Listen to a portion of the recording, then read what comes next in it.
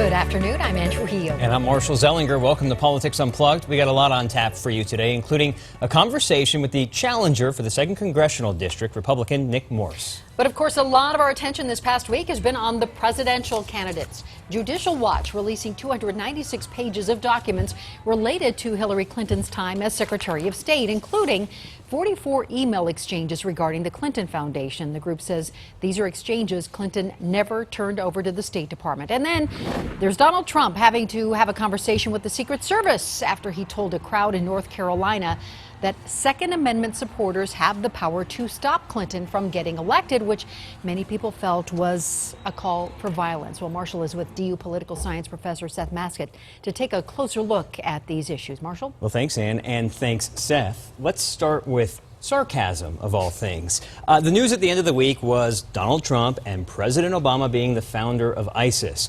After saying it firm a few times, now Donald Trump is saying we don't get sarcasm. Where is the line with running for president and being sarcastic? It's a tough form of humor to pull off as a presidential candidate, and it's hard to know whether he actually meant it as sarcastic at the time, considering he was given several opportunities to walk it back and say it was a joke on the day he said it, and then only the next day, after getting repeatedly criticized for it, he says, "Oh, I was joking. I was telling a joke." And that becomes harder for people to buy, particularly when the damage is kind of done at that point. Should presidential candidates be joking in this manner? Probably not. It's always hard to know how humor is going to play, but particularly when you're making a pretty bombastic assertion like that the President of the United States is the head of a terrorist organization, that's something that can go south on you pretty quickly. So we've seen a big shift in poll numbers in the past couple of weeks. There's a new Wall Street Journal Marist poll out on Friday that shows Clinton with a 14-point lead in Colorado, which is up from an 8-point lead back in July. This is based on 899 voters that were called between August 4th and August 10th. Nationally, Clinton's lead is smaller, 1 to 6%. I've repeatedly said on this show that polls are crap. What do we take from these numbers? I don't know that polls are that bad, but you definitely don't want to look at just one poll in isolation. Some of them will be a little high, some of them will be a little low, but the averages will tend to tell you what's really going on. But what we're seeing here is some steady movement in Colorado and other states that in a normal election are swing states, are considered pretty competitive. We're seeing continual movement away from Donald Trump and toward Hillary Clinton really since the end of the two conventions.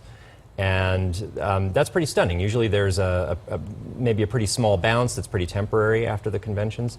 Hillary Clinton's bounce from that has not only remained, but has actually continued to grow in some of these swing states. The one thing, one of the polls I'd rather see, and we've gotten some response about this, instead of looking at the percentage of people that would support one candidate, is looking at an electoral college poll. Mm-hmm. I don't know if you've done much research on this, but when you look at it from who's going to get to 270, do the numbers, are they as wide as we're seeing in this recent poll that says a large margin for Clinton in some of the swing states? Yeah, well, if you look at how the election would go if it were held today, she would have a very comfortable electoral college margin. The states that would get her to 270 are already very comfortably in her corner.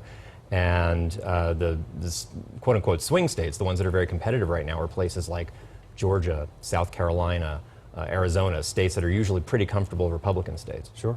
One of the things that keeps coming up with both candidates, and that may play into, like Georgia, for instance, is trustworthiness. A recent Huffington Post YouGov survey finding only about 1/3 of voters trust Hillary Clinton to make the right choices about nuclear weapons, only about 1 in 4 trusting Donald Trump. The number of people who flat out don't trust either of them are much higher, those bottom numbers there.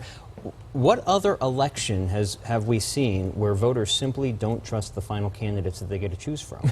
It's been a long time since we've had candidates quite like this, and it really, since the advent of major political polling, we haven't seen something like this where the two candidates are so really widely despised. I would say, if Hillary Clinton were running up against a more typical Republican candidate, her negatives would really be hurting her. But she's actually running against someone who actually has much more substantial negatives than she does. Does this open the door for a reasonable, independent, libertarian, Green Party run that could be taken seriously? Potentially, and that's why you see some third-party candidates, particularly Gary Johnson, Libertarian, and Jill Stein, the Green Party candidate, doing better than we see in most years. They're actually polling, Gary Johnson's polling 8 or 9%, maybe even higher in some states.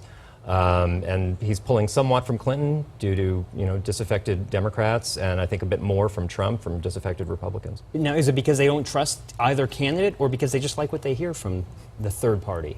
Well, I'd say they're more open to what the third parties have to say, simply because they start off from a place of not really trusting the major party candidates. All right, so if you're Hillary Clinton going against Donald Trump, do you lie low when it comes to kind of what he says and the news cycle that is Donald Trump news conferences, or do you actually try to call him out? My impression is that the things that have helped her the most are the things Trump has said about himself. It's not so much criticisms coming from her. I think the smart move, the move she seems to be playing, is to more or less just say the minimal things that a presidential candidate has to say and simply let Donald Trump implode, which he seems to be doing. But his rallies are still packed in some instances, but he's also selecting where to go. Seth Masket, thanks for joining us, and we're going to toss it back over to Ann at the desk. All right.